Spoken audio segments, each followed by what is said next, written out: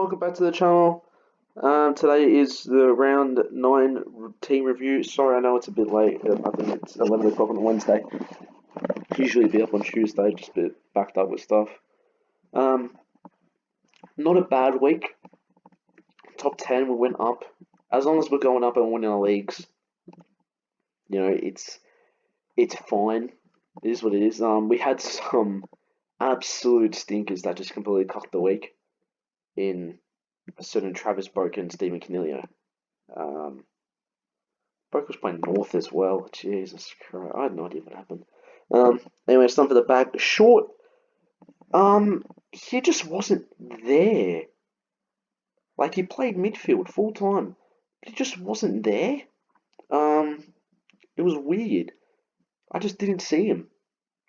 I didn't see him. I really didn't. He got like 20-something touches. Didn't see him. Just wasn't really involved against Hawthorn. And what was a decent, a good win for the Tigers. He just wasn't there. But he'll bounce back, obviously. Crispy should have had more. He should have had more. I don't understand how he cracked 100. He should have had way more. No, maybe I don't think there was enough points to go around because they gave him half the Dogs team had over 100. Damn, I was about to die. Hewitt was. 1 second.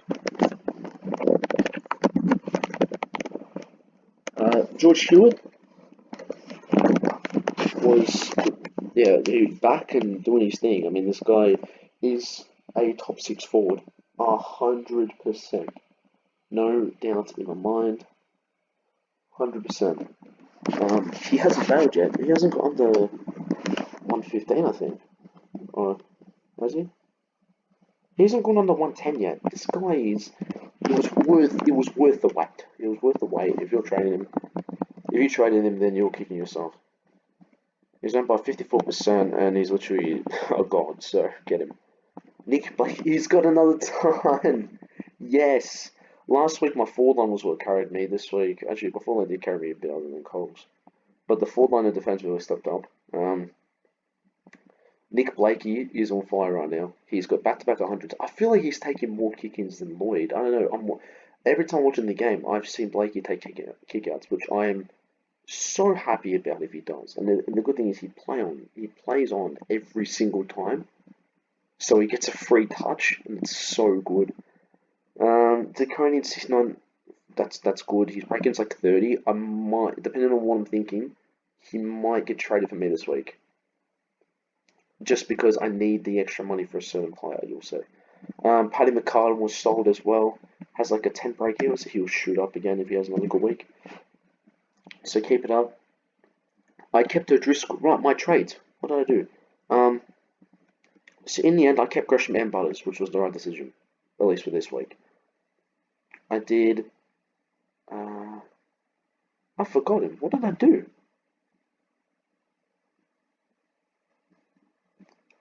That's right, I just did a double downgrade. I did Stevens to Carroll, and I did Dixon to Morris. What a fucking hell of a trade that was. They got me up for 35 points.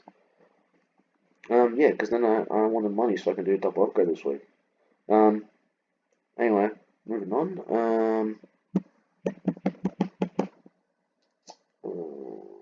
Where was I? I didn't trade O'Driscoll. I kept O'Driscoll for another week because I wanted to hopefully trade him this week, but unfortunately, I don't think that's what I'm going to do. I think he's going to stay on the bench another week. You'll see later. Anyway, yeah, I did the VC McRae and Neil this week. Good thing I didn't captain Cripps all gone. So it was actually the right decision in a way. At the same time, yeah, Neil just wasn't efficient. He had like 36 touches in the goal and only got 115, which is a bit disappointing, but still good. It took a while, but I feel like I've won the Neil Steele trade finally. Like it's finally paid off because Steele's had a stinker 2 weeks. He got injured and he's out for the next 2 months. And I got Neil to get like a 180 for me. So I feel like I've won it even though Steele had a good 2 months. Like I think I'll take it. I think it was worth it in the long term. Obviously now, but I think it was worth it. Took Miller's back. Yeah, he's doing really well right now. I'm considering captaining him against the Dogs, to be honest, because although they have a great midfield, they actually leak a lot of points. It's really weird. Um, but yeah, he's been on fire recently. He's like rewarding owners for hanging on to him through, what was it, this period? Where, like, yeah, a month where he just did absolute crap. Yeah, like, his highest score in a month was 107. Like, for someone at 600k, that's pathetic. Um, yeah, what I've learned this year is I shouldn't rage trade quickly. You know, I shouldn't rage trade quickly. But at the same time, I should. Some players you can rage trade, some players you hold on to, and it works out in the end. Um, yeah, I put the VC McRae. I did take 117 because I thought Neil against Ali would do better. Obviously, not. It's 2 points, 4 points difference. Who cares? Wouldn't be the same thing. Um, but McRae is, yeah, he's a lock. He's going to be there for the entire year, obviously. Cripps finally cracked. He finally cracked. Um, he nearly had the triple double. He had a lot of clangers. He had a lot of turnovers. But he had like 26 touches. Didn't hit the scoreboard. Um, I don't know what happened. I didn't watch most of it. I mean, I watched the second half of the game, and I just didn't see him. Just wasn't. It was like short. Like I just didn't see him. He just wasn't really there. You know. Um, Petrarca was great against West Coast. Kicked 2-4 as well. He could have cracked a 150. But it seems like he's in great form. To be honest, I know it's a classic. Oh, you know, you're gonna do. You know, I might put my trust in him this week and put the captaincy on him. I might put my faith in him. Is it probably gonna be a mistake? Yeah, knowing me. Knowing track when he gets I've captain track twice and he got 280. He got a 90 and 99 and an 83, I think, and I was against Richmond. So it's weird. North are the worst team, but some players just don't score well against North. He could get tagged. Like I don't know. He could honestly get tagged. I have no idea. Anyway. And then we move on to Travis Boak, the man who had his worst score in SuperCoach history. AFL Central reported that was his lowest. He had a 14-year streak in AFL fantasy of getting 40, at least 40 plus. 14-year streak, and it came to an end against North Melbourne. I don't know what happened. I didn't watch the Port match because it was on the same. It was on around the same time as the Richmond match, which I went to. Yeah, it was literally like at the same time. It was like half an hour late. I don't remember the time. Might have been the same time. But it was just horrendous. He had 9 touches in the first half for about 23 points, and he got 4 touches for the rest of the game. Playing midfield, he had like around the same as Wines and stuff. And Wines got 155. Like I don't know what happened. He had like only like a couple clearances, a couple tackles. Like I don't know what happened. Just one of those really bad games. But like this was a bad game. Like this was bad. Like really bad. Like yeah, it wasn't good. It really wasn't good. Is it a concern? I wouldn't say a concern. I would say it's a really off game, but it's just now like his price is gonna drop. You know, it affects me in rank heavily because he's a pod. You know, if this was a guy like if this was Cripps doing this, you know, I would care obviously, but it wouldn't affect me as much. But this is a pod. Obviously, he's a good thing his ownership has increased, but like they completely cut my week, completely ruined my week. If he got 100, I would have gone 2-3 and would have been very happy with my score. He completely ruined my week. Anyway, am I trading him? No, obviously not. I put my faith in him. He's playing Geelong, so I'm interested to see how he goes. Matt Rao. I wanted to trade Rao for Sicily, but I decided to not because I didn't want to use a trade boost. Clearly, in the scheme of things, that was a mistake because Rao's got 78, went above the 3K minimum, while Sicily got 140.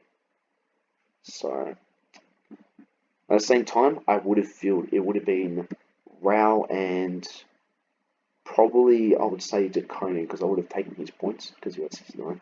I would have taken his points. So it would have been 78 and 69, or it would have been 140 and 28. So actually, when you think about it, I think I actually did around the same. It was like 10, 15 points difference. So maybe, yeah, in hindsight, wasn't the best. But, yeah. Nick Martin, I think it's time to go for Martin. He has like a 190, 86 break even. The right, what's his name? Is it Ratton? I don't know. Ratton. Is it Ratton? Ratton? I don't know. St Kilda Essendon coach have the same Essendon name. It confuses me. Anyway, Essendon coach doesn't play midfield. Like, something's not working. Like, he played around there. Like, he's playing on the wing. He got sometimes in there.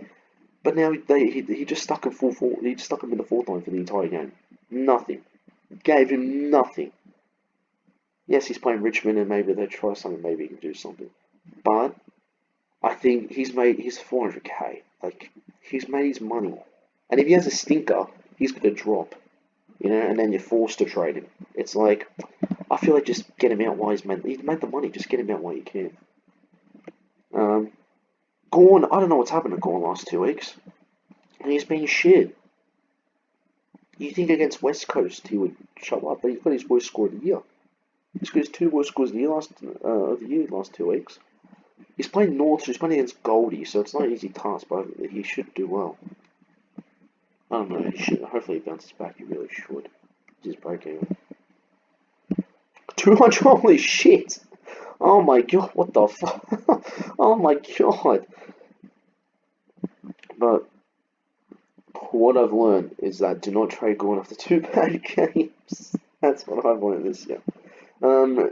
Prusy, 120, very happy. Sam Hayes, 55, that's fine. Goes up. He still has a low break even, if I'm not mistaken. 10, perfect. Playing Geelong, he's playing Reece Stanley. He'll still get battered, obviously. The forward line, very good. Other than Cogs, very good, very happy, very impressed. Dunks, solid. Dusty was great. He rewarded me for getting him in. Brody was great. This is the one I love. Gresham, yes. Yes, yes, yes. And I'm very excited from now because hopefully Jack Steele's in. Like, I'm sorry, I wish you all the best still. But it's going to benefit my player. Hopefully, because the thing is, he had a great first half, still got injured, and he had a great second half. He continued it. He was consistent, which is what he needed. And surely it can't be a coincidence that that's happened. Does that mean Gresham's going to get more midfield time? Fuck, I hope. I hope they don't just go, oh, we're going to stick, like, as much as I would want to get Sinclair, I hope they don't just go, let's stick him full-time midfield, or let's put this guy back in, or let's give Washington Jones more time. I'm hoping they go, yeah, let's put Gresham in there. Because if he plays a lot more midfield, this guy is going to be there for the year. And I'm really hoping he does, because I can't afford to trade. I only have 18 trades. So if you think about it, I've got 2 upgrades here. This is what I like. 2 upgrades here, rousing upgrade, 2 upgrades, so that's 4. If these 3 are shit, that's 7. I've got 18 trades. I can't afford that. I can't afford it. And my bench rookies they're not even playing. He's shit. He had a shocker. Siligo, decent, but had 2 first crap games, so his break even's fucked unless he goes 100. Sam Hayes is another good one. Ross got 7! What the fuck was he doing? No, he was shit. But I'm hoping he holds his. Well, it's in Dinger's round. So if Dimmer drops him, it's going to be very harsh. It'll just be mean. I won't lie. It'll be a hate crime. Anyway, yeah, Cogs. He played forward line the entire match. But can we get a round of applause? Leon Cameron is finally gone. Yes, he's finally gone. Finally. Yes, I'm so happy to see. You know why? Because he cucks everyone. He cucks everyone. He cucked Jelly. He cucked Cox. He cucked Whitfield. He fucked everyone. Everyone. It's so annoying. I swear, Cox is playing West Coast with a new coach. Look, although it's just an assistant coach, so he'll probably just stick with the same, right? He's not going to change anything much. It's going to be like Collingwood last year. Nothing's really going to change. Maybe he switch like 1 or 2 things. Hopefully the switch in 1 or 2 things is he plays the midfielders in the midfield. That would be nice. Look, 150 break even. He's going to go down a lot. He gets to that's if he gets 60. I think he goes ton and reassures himself. Like, if he gets like a 70, 80, nobody cares about Cox. Nobody knows it, because who cares? You know? Is there better forwards out there probably going to happen? I mean, Bontempelli is probably going to be a forward by the end of the year, so... you have that. Aaron Butters, 1 of 4. Yeah, fine. He's playing North, so Geelong's the test. Rossas, 58, got his break even, happy. Morris, like I said, what the fuck was that, mate? He was so crap. But hopefully he holds. If it wasn't Dreamtime, he would be dropped instantly. Anyway, this is a long vid. Okay, what am I doing this week? I'm sorry, but he's pissed me off. He's not going to be there for the entire year, and I'm sorry. I know you're saying, well, if you're doing that, you might as well trade Cogs and keep him, right? I trust Cogs more than Rao. That 150 completely jebaited everybody. It jebaited everybody. Now, I'm using the trade boost. I've got one more after this. Here's my issue. Alright? Here is the issue. I want Sicily. Simple as that. Sicily's in the team. Done. Now here's the issue. I want Maury Laird. I only have 108 though. If I do that, right? So the obvious rookie this week is Greg Clark. That's the rookie. Obviously, I can't afford Greg Clark. I'm literally $6 off the Wow, you couldn't at least get like 100 this week or something. So in terms of 102s, there's 15, with only one of them actually played a game. Aaron Black plays, but he got a good score, but he doesn't play. You know? So you look at the forward line.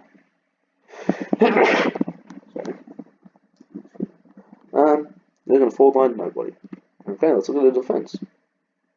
There's Rory Thompson and Camus, but they're not 102 either. So you look at that and you go, okay, do I just get it done and Phil Carroll? No. Instead, we trade De Koning, who has a 30 break even, so it's not that bad. It's not that bad. Trade him, in comes Clark, simple as that, 5k left over, double upgrade. I know you're saying, oh, but Rao's supposed to be in the top, I don't care. Double upgrade, simple as that. Thing is, I would be like, let's just use 2 trades, let's just do Mandiko now, Holgraph now. Rao's gonna go down. 93 break even, he's not getting that. He's not getting, plus, this is the only chance I have of getting Laird in Sicily. I love these 2 players, and I really want them in my team. I like the look of them.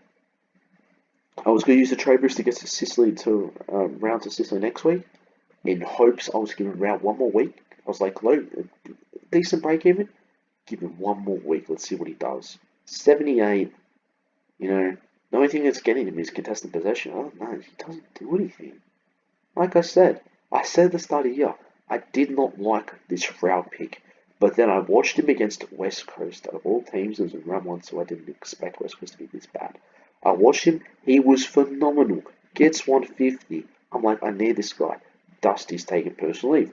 Perfect opportunity. Let's downgrade him. Bit of money for someone that's only going to be there the entire year.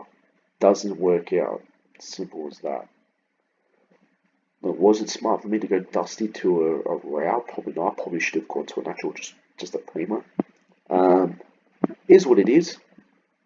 But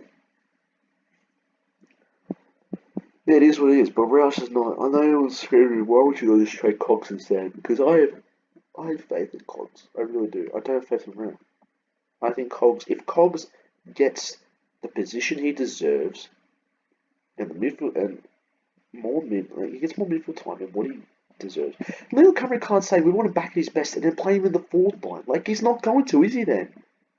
Like, come on. You can't be like, oh, you know, there's not enough players to fit in there. It's like, your 4 should be Jelly. Your 4 in that midfield should be Bruce, Jelly, Cogs, and Tom Green. That's your 4. That's your 3 midfielders in your ruckman. That's what it should be every time. But no, you have to put like a Tarano in there or something, or a Toby Green. Like, no, stupid, in my opinion. But those are the trades I would have to say. The obviously alternative is I go Parish over Sicily's coming in no matter what this week before he shoots up over 600k. The alternative is I go Parish over Laird and then I get Greg Clark for Driscoll. If the Coning's 30 break even, he gets like 50-60 this week. Good for him, but I feel like it's his time. 50-60 or Laird getting 140. I think I'm going to take the Laird, right? Will Parish probably get the same against Richmond in Dreamtime like he did last year, like 180? Maybe, but I feel like Laird has been so good and so under the radar to the point where, oh, what's his ownership now? Surely he's shot up. Only 2%. Only 2%. For a guy averaging 122.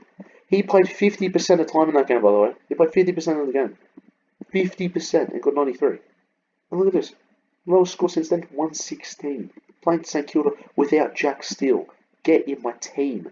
Get in my team. And Sicily, I mean, that speaks for itself. Greg Clark is the rookie of the week. He's probably the best rookie. He is going to shoot up a lot. 80k. If he does well. Will he? Probably not. VC captains. I have no idea. I want to go Captain Petrarca, but I don't trust the guy so much as VC him. Which means then I go into, to be honest, Rory Laird. I don't think Neil against Hawthorn in Tassie will do amazing.